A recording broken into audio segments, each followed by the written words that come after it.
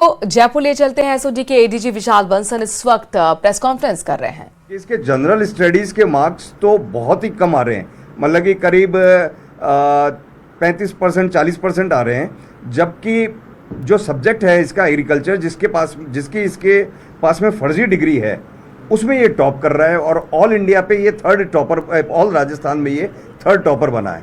तो इस चीज़ को देखते हुए ये डाउट हुआ कि ज़रूर कहीं ना कहीं पे पेपर लीक है। उसके ऊपर उससे गहनता से पूछ हुई। उसने फिर एक्सेप्ट किया कि विनोद रेवाड़ नाम के एक क्रिमिनल है जो पेपर लीक सरगना का मेंबर रहा हुआ है। उसके माध्यम से वो विनोद रेवाड़ शेर सिंह उर्फ अनिल उर्फ शेर सिंह के मीणा के गैंग का एक सक्रिय मेंबर है। उससे इसने ये पेपर 7 लाख रुपए में प्राप्त किया था और पेपर पढ़ के वो उसने अपने एग्ज़ाम दिया था। चूँकि उसको सामान्य ज्ञान जनरल स्टडीज़ का पेपर नहीं मिल पाया, तो इसलिए सामान्य ज्ञान में तो उसके नंबर बहुत कम आए और दूसरा वाला पेपर उसके पास में अवेलेबल था, तो उसने उस पेपर को पूरा शानदार किया और टॉप रैंक उसने थर्ड रैंक पूरे राजस्थान में हासिल करी। इसके बाद में हमारा जो ऑफिसर्स हैं उनका ध्यान फिर विनोद रेवाड़, शेर सिंह और शेर सिंह के ऊपर की कड़ियों की तरफ गया। इसी क्रम में सबसे पहले विनोद रेवाड़ के लिए टीम्स बनाई गई। एसपी एसओजी कुंदन कांवरिया और उनके निर्देशन में पूरे राजस्थान में जगह जगहों के ऊपर रेड्स दी और जानकारी हासिल करी गई। उन्हीं जानकारी में शेर सिंह का और विनोद रेवाड़ का जो हमारे पास में पहले इन्फॉर्मेशन थी कि ये दोनों साथ में हैं, वो चीज़ें पुख्ता एक तरह से एस्टेब्लिश हुई। उन चीज़ों के एस्टेब्लिश होने के बाद में हमारा कंसंट्रेशन हुआ कि शेर सिंह को लेके आया जाए। शेर सिंह को सबसे पहले पुलिस ने आज के 4 दिन पहले लिया हिरासत में और उससे गहन पूछताछ की गई। उस पूछताछ में अनुसंधान अधिकारी चिरंजी लाल मीणा तथा सलेह मोहम्मद वो दोनों लगे रहे और उन्होंने एक एक बिंदु के ऊपर उससे पूछताछ करी गई तथा सीनियर लेवल के ऊपर आईजी साहब व एसपी साहब ने दोनों ने उनसे पूछा। बहुत सारे तथ्य डेवलप करे। उन तथ्यों के डेवलप होने के उपरांत में यह ज्ञात हुआ कि यस, ये पेपर आउट हुआ था और सबसे इसमें खास बात रही कि ये पेपर निकला था बाबूलाल कटारा जो तत्कालीन आरपीएससी के मेंबर थे। आरपीएससी तक इसके तार पहुंचने पर और बाबूलाल कटारा के तक तार पहुंचने पे हमारे द्वारा बाबूलाल कटारा को गिरफ्तार किया गया है। बाबूलाल कटारा के गिरफ्तारी के उपरांत में उनसे गहन पूछताछ करी जा रही है। पूछताछ में तरह तरह के जानकारियां प्राप्त हो रही है। मेन चीज़ कि बाबूलाल कटारा स्वयं द्वारा क्या क्या गड़बड़ियां करी गई उसके बारे में जानकारी।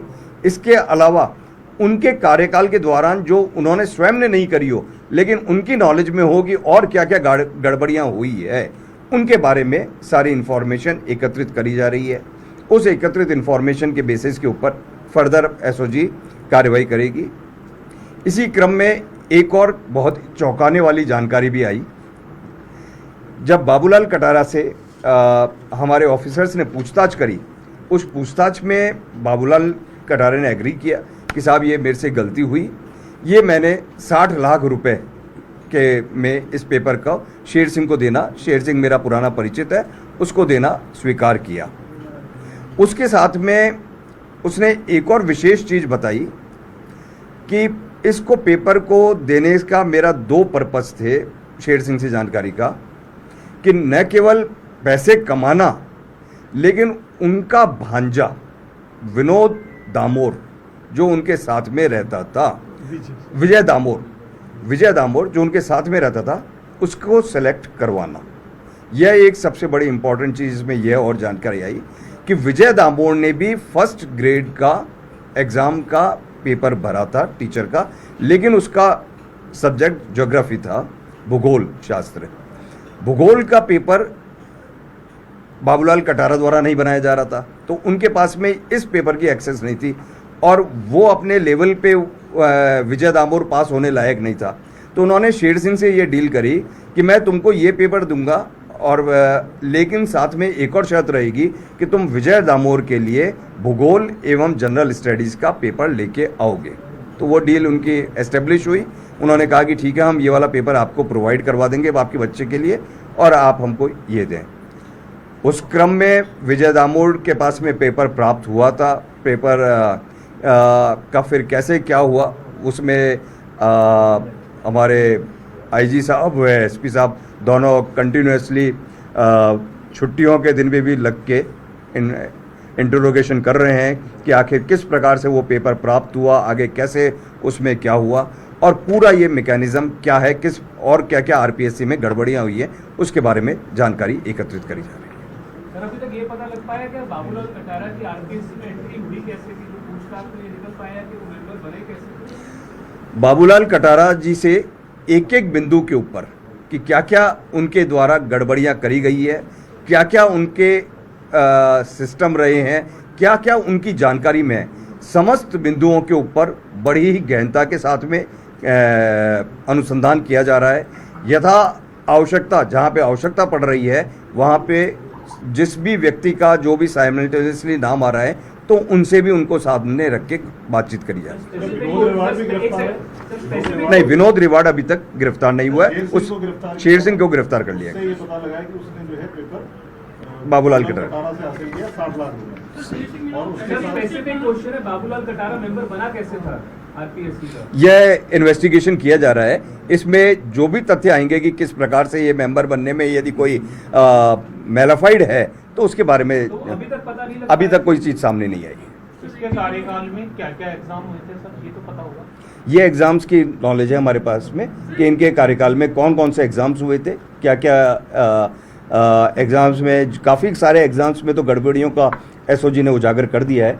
बाकी किस में और भी फर्दर हमारी इन्वेस्टिगेशन जारी है। 60 लाख में जीके का पेपर बेचा था। 60 लाख में एग्रीकल्चर वाला, हाँ, जिसमें इसको कैंडिडेट अशोक कुमार यादव को आइडेंटिफाई किया। सबसे बड़ी इसमें खासियत की बात यह है कि कैंडिडेट अपनी नौकरी कर रहा है, डिपार्टमेंट को में काम कर रहा है, सब जगह कर रहा है, वो पेपर है, लेकिन उस डेटा की एनालिसिस करना, उस जो डेटा है उस डेटा को आज इस एग्ज़ाम को हुए इतने 4 साल से ज़्यादा हो गए हैं, वो व्यक्ति नौकरी कर रहा है, बच्चों को पढ़ा रहा है और सारा सब कुछ कर रहा है, लेकिन डेटा की एनालिसिस जो हमारे आईजी साहब, एसपी साहब व पूरी एसओजी की टीम ने बैठ के खुद लग के कि जो एक कि किस प्रकार से एनालिसिस से और उसमें से ढूंढ के निकालना कि साहब ये आदमी गड़बड़ है, इस आदमी के ऊपर फर्दर अपन एक्सप्लोर करेंगे, वह एक सबसे बड़ी रिमार्केबल चीज़ होती है और उसके बेसिस के ऊपर फिर एग्जाम का खुलासा होता है। सर, इसमें कितने लोग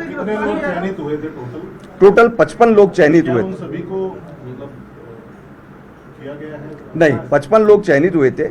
इसमें से कितने ही ऐसे हैं जो काफ़ी प्रेस्टीजियस जगह से भी पढ़े हुए हैं, लेकिन यह भी एक बड़ा विचित्र तथ्य है कि जो बड़े ही रेप्यूटेड इंस्टीट्यूट के पढ़े हुए हैं उनकी रैंकिंग काफ़ी नीचे है और बाकी दूसरों की रैंकिंग काफ़ी ऊपर। तो ये 55 में वो लोग ही हैं।